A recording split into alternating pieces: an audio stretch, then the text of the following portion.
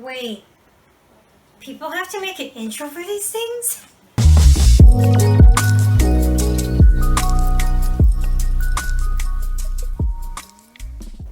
Hi, my name is Tiffany, and today we're going to be making a banana pudding cake.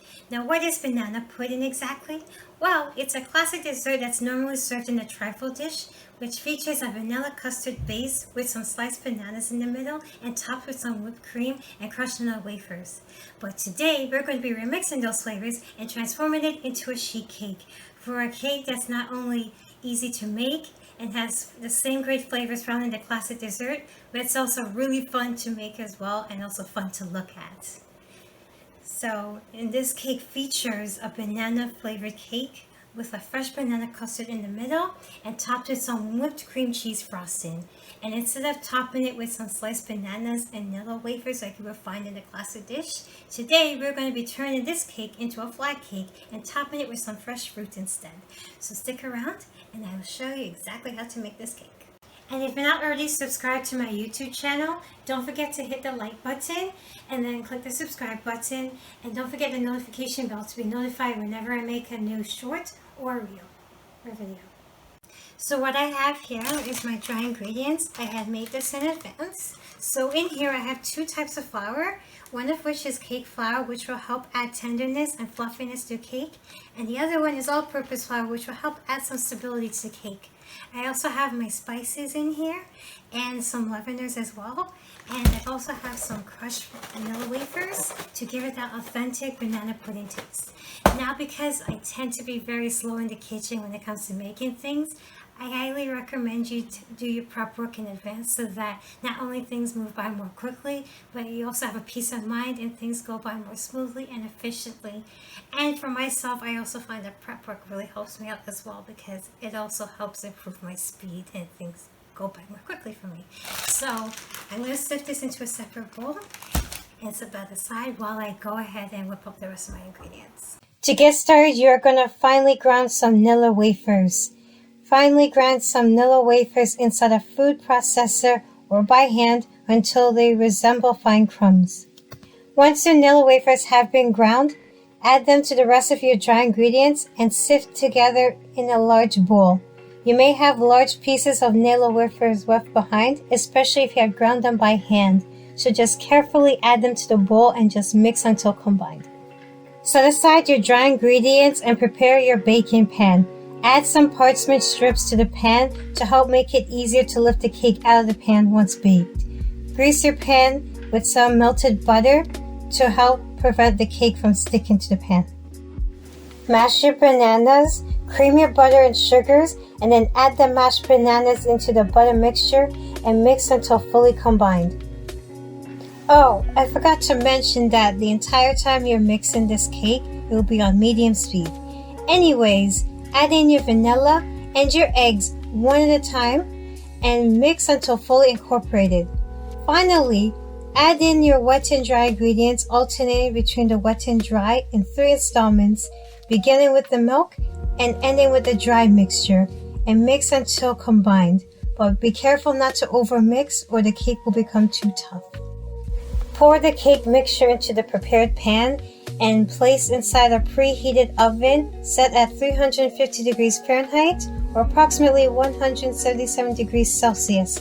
Bake in the oven for around 30 to 40 minutes or until the cake tester inserted inside the cake comes out clean with very few crumbs sticking to it. While the cake is baking, it's time to make the banana custard. For best results and ease of mind, it's best that you make this custard a day in advance. That way, you don't have to wait around for the custard to fully chill before you're able to put it inside the cake. In a medium-sized saucepan set at medium heat, melt some unsalted butter, making sure to stir often so that the butter can melt evenly as well as cook evenly and not burn at the bottom.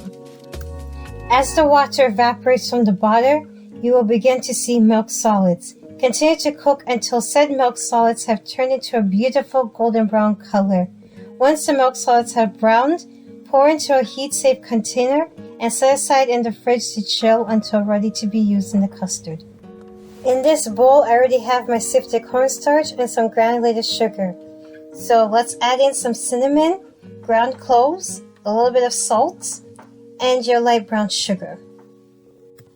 Add in your eggs and the slightly chilled brown butter and mix together with the rest of the dry ingredients for the custard until fully incorporated.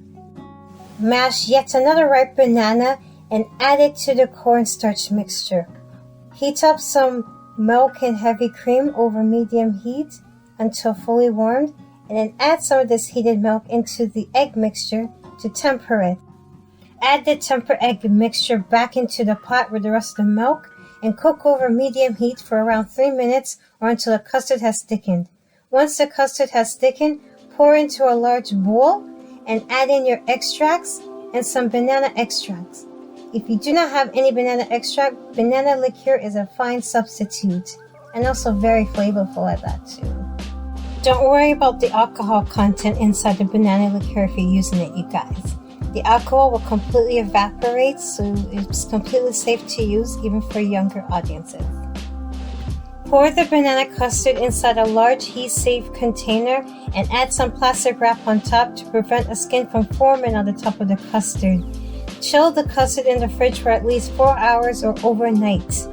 And before using the custard, make sure to give it a quick stir before spreading it on top of the cake. Once the cake has fully baked, allow the cake to cool before removing from the cake pan and inverting it onto a cutting board. You might need 2 cutting boards for this, and as a result, some mistakes were made while I was doing this, and so the top of the cake had cracked on the top, and guys, it just does not look as good as I thought it would be, and even the parchment straps did not work out as planned, and I'm just like, how in the world is this supposed to work out? But you know what? That's okay. Mistakes were made, and in the future I will do better. Like perhaps maybe cut the cake in half and take it out separately. Maybe that might have worked better. Oh well. But anyways, everything will be covered up in cream cheese frosting, so no one will even know that it's not supposed to look this way. Using a serrated knife, cut the cake in half, approximately halfway through the height of the cake. The cake measures around 2 inches in height, so cut around the 1 inch mark. And guys, this is where the mistake actually happened. Once I cut this cake through and I try to put it back whole, this is where I cracked. So what I want you to do is to cut the cake in half and place each half inside back into the baking pan so that the top doesn't look as craggled as mine does.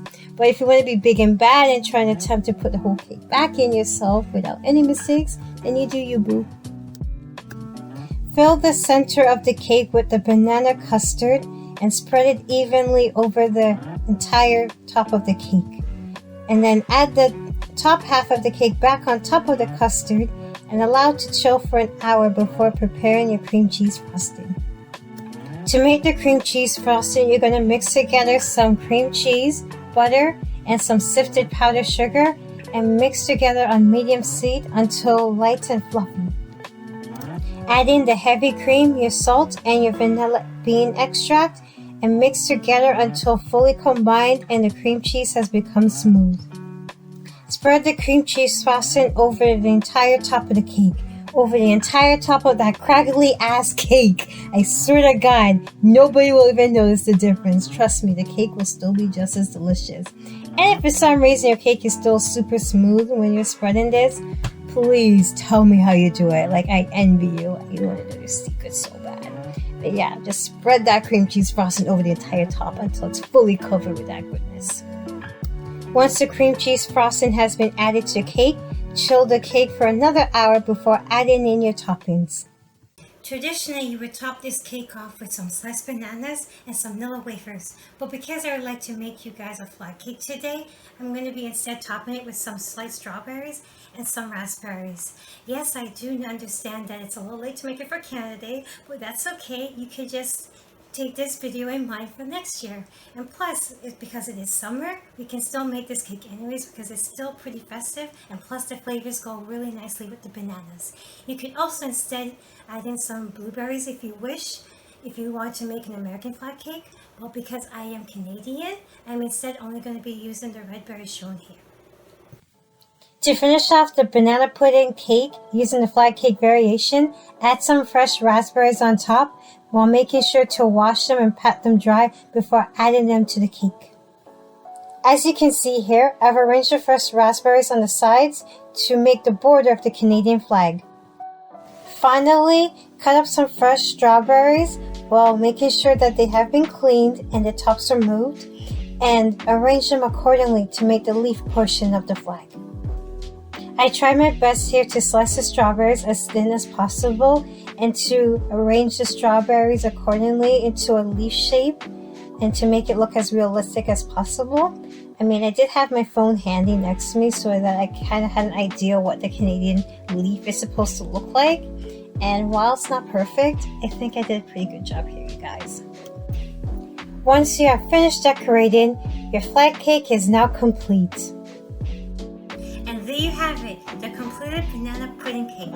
Fun, simple, easy to make, and all without the mess. We have transformed this from like the classic desserts and turned it into a flag cake. Now let's cut into this piece.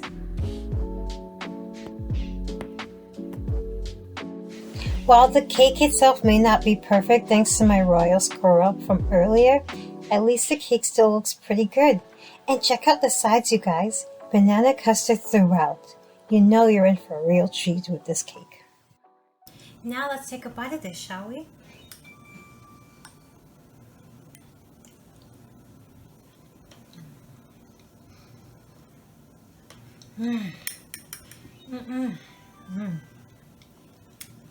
Okay, and I mean to exaggerate, that this cake is so good. I mean, like the whipped cream cheese, the raspberries, and the bananas go perfectly together. Like, it's divine. You have to try this cake. Thank you so much for watching this video. If you enjoyed the recipes shown here, please do give this video a like and leave a comment down below and tell me what you think of it, especially if you're going to give this recipe a try. Follow me on Instagram at Tiff's Patisserie, and the full recipe and instructions on how to make this berry cake shown here will be on my blog at tiffspatisserie.wordpress.com. The link to that is in the description down below. And if you enjoy the content that I make on my YouTube channel, please subscribe to me and ring the bell to be notified whenever I make a new video. And until next time, stay safe out there, peace out, and I love you guys so much. And I'll see you guys in the next video. In the meantime, I'm going to have more of this cake. So good.